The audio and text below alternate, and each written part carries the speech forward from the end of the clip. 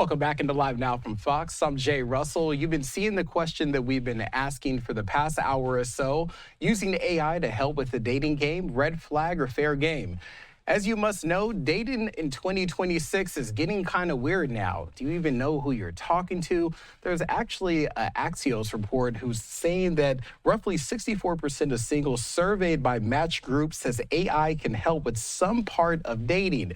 Let's go ahead and go to a live look out here. This is of LAX in Los Angeles. The time right now is 11:32, and I want to bring in somebody who knows a little bit about the dating game. We're asking Matchmaker Alessandra Conti where the line needs to be drawn there, or if there are some red flags when it comes to the dating game. So first off, thank you so much for joining us during this late hour. First question I got to ask you, are people actually done with dating apps, or are we all complaining about them and then opening it up again just to get back on because, everyone's out there looking for love? You know what? I always say dating in everything in moderation, okay? So the dating apps are not horrific. I think as long as you use them strategically, they can work well. And the same thing with AI. Using an AI on a dating app, it can be a bit of a red flag, but you can use it in moderation. No, I completely agree with you. And that's been the question that we've been having for a while now that people are asking and they want to know more of. So that's the next thing I want to get to you for, too, because something clearly isn't working. As I said, Axios is reporting that seeing people move back and forth at singles events and meeting face to face. What did dating apps get wrong when people are saying, you know what, I'll just take my chance in real life? Absolutely. I mean, I don't think that there's anything wrong with using the dating apps. I'm a big believer of diversifying your dating portfolio, right? So there's no wrong way or right way of meeting somebody. I think I'm a matchmaker. I own a matchmaking company in Beverly Hills. So a lot of people come to us and they're just exhausted. They are exhausted. And you hear this a lot about dating app fatigue. And we get a lot of the people once they've used the dating apps and then they're like, oh my goodness, what is going on? And I think for some people, the definition of insanity is doing the same thing over and over and expecting different results. So the dating apps can breed a lot of indecision. So there's a lot going on there. There's a lot going on there, Jay. It's so many moving parts. And, I want you to be the first person who actually answers this, and then we'll get to some of our viewer answers as well. But as you can see right there up on the screen, we had this question, using AI to help with the dating game, red flag or fair game. What would you say? I would say, listen, it's fair game, but in moderation, right? I think it would be, it does people a disservice if we don't use chat, but I also think it does people a disservice if you overuse chat. So if you're using chat to take over dating conversations, because there are actually companies that do this, that you hire the company, and what happens is they essentially utilize an AI system that then will communicate with your matches for you. Or you can program your chat, or you can program Claude to do all of that chatting for you. So I think that is taking it to an extreme. But I think that if you're creating your dating profile and you want to make it sound a little more exciting, and maybe you're not the best with explaining and expressing and talking about yourself, if you kind of pop it into chat and say, okay, chat, I want to come off positive and I love travel. And how can I say this? And then chat will say, here is how to say this. And chat will say it so eloquently. But I also think we have to be careful because chat has a very specific voice. We Yes. all know chat's voice. And it's not this, it's that. Like that's the chat. That's chat's voice. You know So what, we have to be Alexandra, it careful. is tough because what you were saying, and we were talking about this earlier a little bit off air. For me, using chat, I feel like this is just me personally because I've not been in the dating game for a long time now, but I feel like it's kind of a form of catfishing, like just a teeny bit. I'm not going to say a lot, but if you're meeting somebody, you want to know the real them. But I understand the other side of what you were saying as well. Sometimes people are not able to eloquently express what they want to say. And now I want to get to some of our answers that we had put up. And what we're going to do is start off first in Hoboken, New Jersey. I was just out there last week, actually. Such a beautiful, quaint town. This is Jennifer saying, AI shouldn't be allowed in many areas in life, dating being at the top of the list. I want to get your reaction to that one.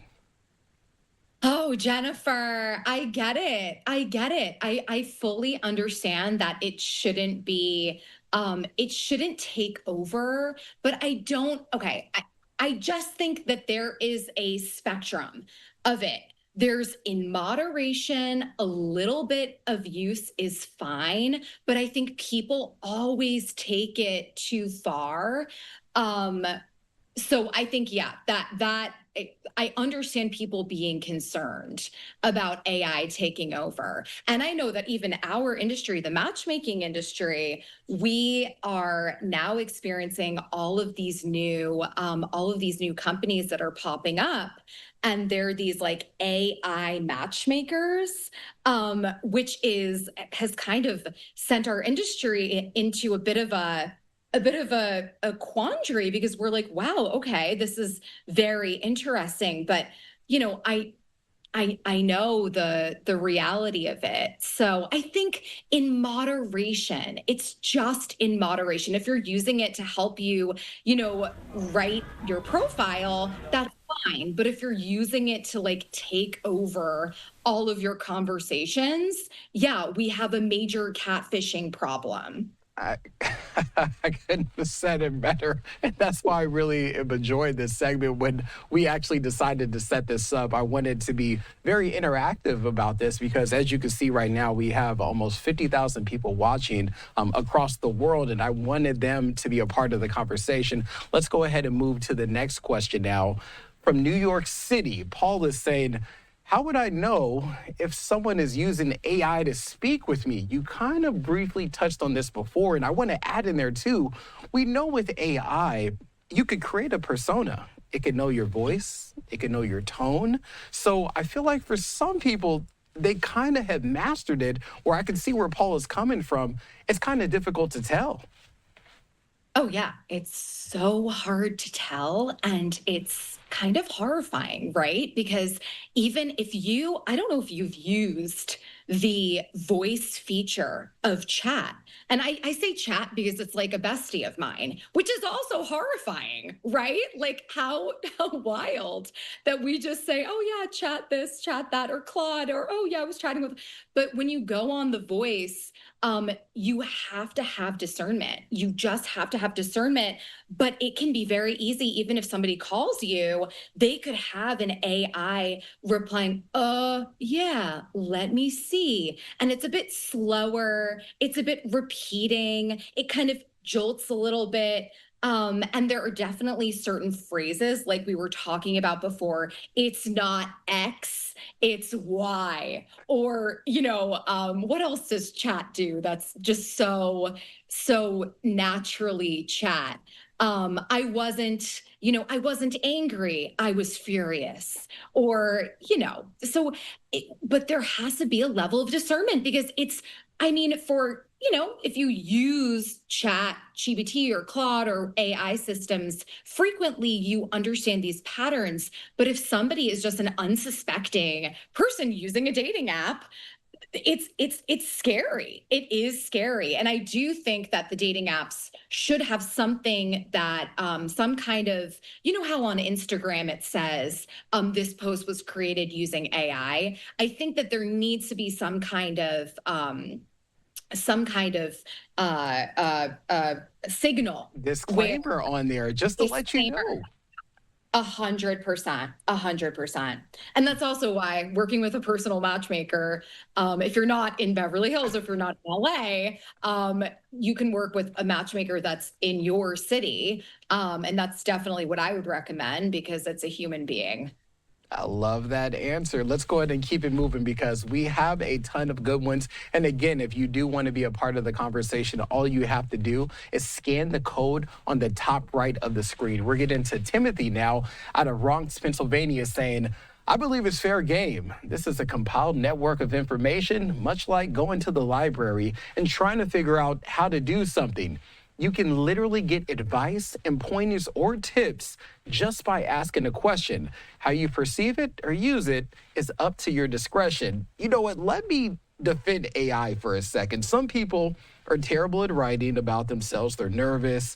Maybe they're a little shy, late bloomers. If AI helps them communicate who they really are, why is that fundamentally different from asking a friend, you know what? Hey, which should I text back to get a good response? Yes, yes. No, exactly. I think that's why, in moderation and for those purposes, great, we can keep it there. But I also think that the horrifying part is that it's taking over people's conversations. But I also recognize I was just talking to a client today, a brand new client, and he was telling me that he is just so exhausted using the dating apps because he is constantly reaching out to women. Just he has to reach out to like 20 women to get one reply. So that's 20 messages that he's sending just to get one reply. And then he has to have a long conversation with this woman just to, make her feel comfortable enough to then ask her out on a date. And then they plan the date. And that also takes time. So it's a whole it's there's a lot that goes into utilizing the dating apps. So I get it why some people are like, okay, this is exhausting. Let me automate this and Claude take over or ChatGPT take over. But I also think it can be scary because exactly there are some nefarious people. Not everybody is like an amicable, is somebody that's genuinely looking for love and is just using chat. There's some nefarious people on these apps and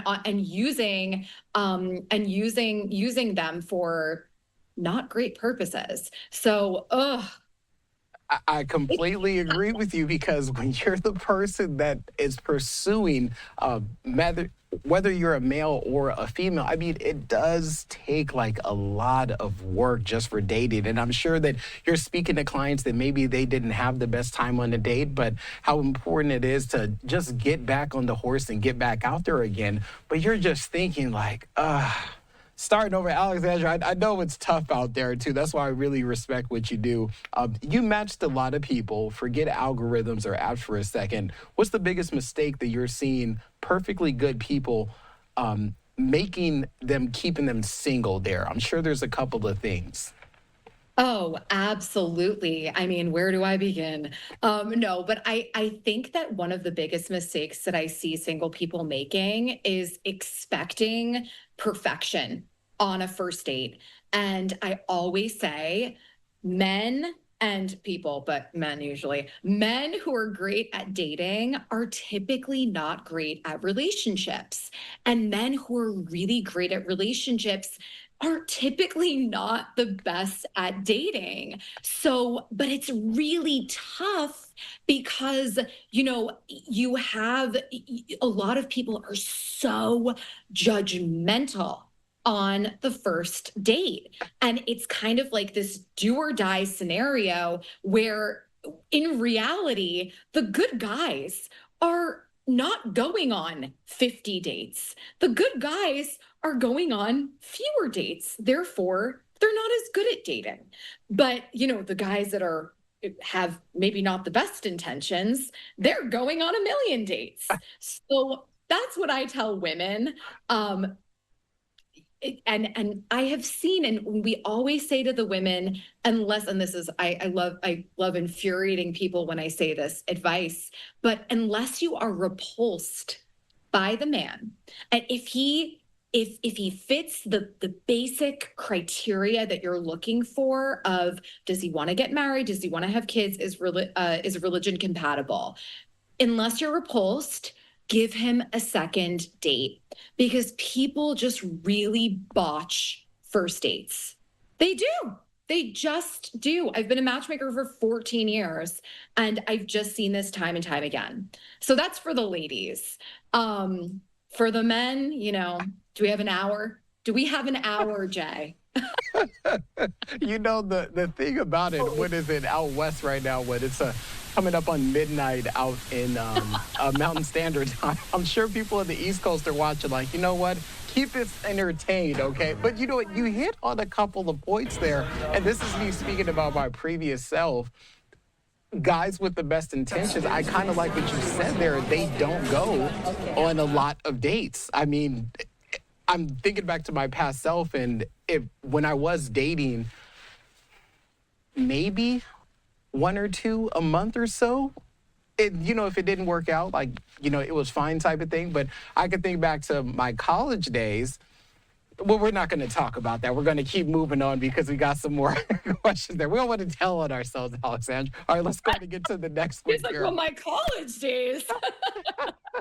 Let's go to the next one. Ooh, this is a good one. We're headed out to Honolulu, Hawaii. This is Sylvia.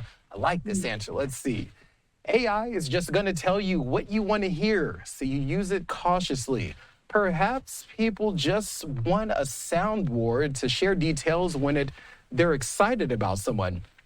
AI is always going to be there and listen and chat back, but it's not really going to give you an accurate dating advice. Also, you're telling it about your feelings, but only one side of the equation. What you're feeling may not be the other person's feeling, and AI doesn't know what they're feeling either. I think that's important as well, because when people are using the AI chatbot type of thing, it's kind of like when you get in trouble with your parents, Alessandra, and just, hey, Dad, Dad said that I could do this, but Mom knew that you didn't do your homework, you didn't wash the dishes, you didn't sweep or anything like that. So it's not getting both sides of the equation. So what's your response to Sylvia saying that? Sylvia, brilliance, Sylvia, brilliance. It's so true.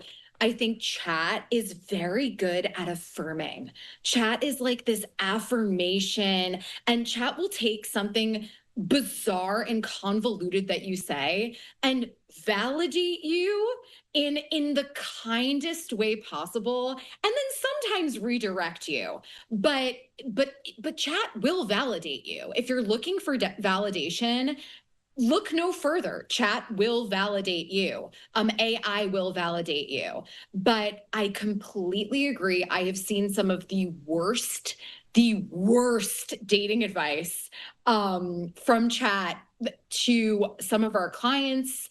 And I remember we had this lovely young woman, and she was kind of having an anxious moment. There's, anxious, she was more of the anxious attachment style. She was having this really anxious moment, and she had texted this guy, and he hadn't replied, but it had only been like 2 hours, and it was middle of the day. They had just met the night they had a great date. I think it was like 2 days before. Chat was, and so she was having this anxious moment, and she's texting chat, and she's like, chat, I don't know what to do. I'm anxious. He hasn't replied. Do you think I can just send him another text, or should I call him? And then chat was like, yes, I think you should text him and call him. You're looking for somebody that's going to show up for you and that's not afraid of communication. And I was horrified. I was like, no more AI for you. No more. You know what? You're absolutely right, because that's what it would do. Chat is trying to help you out as an individual. Well, it thinks it's trying to help you out in the best scenario possible, but a human would know, or a matchmaking dating expert who will tell you kind of to pump the brakes a little bit just before. And we have to get out of here right before the top of the hour. But is there any lasting expert advice that you would like to give to America, anyone who's in the dating scene? Oh, just keep going. Keep going. I just hear I hear both ends of I hear people when they're single and they're exhausted and they want to give up. But then every single day, I also, as a matchmaker for 14 years, I see so many relationship successes. And if people really want a relationship, just it's like that Chumbawamba song. You get knocked down, but you get up again. You have to There keep you go. getting back up, and you can't stay down for too long. So keep getting back up. And know that it only takes one person. You don't have to appeal to the masses. You just have to have your one person. That's all that it takes. And yeah, and if you're really having struggles or issues, hire a matchmaker. Work with a dating coach. There's so many incredible matchmakers and dating coaches in every city, especially matchmakers in the city, if you're in LA, but in every city, there are incredible matchmakers. Well, Alexandra, thank you so much for coming on, giving your expert advice. This was a great conversation. This is what I'm thinking about live now, essentially like after dark, having adult conversations and just having real conversations. So really appreciate you coming on tonight. It's such a pleasure, Jay.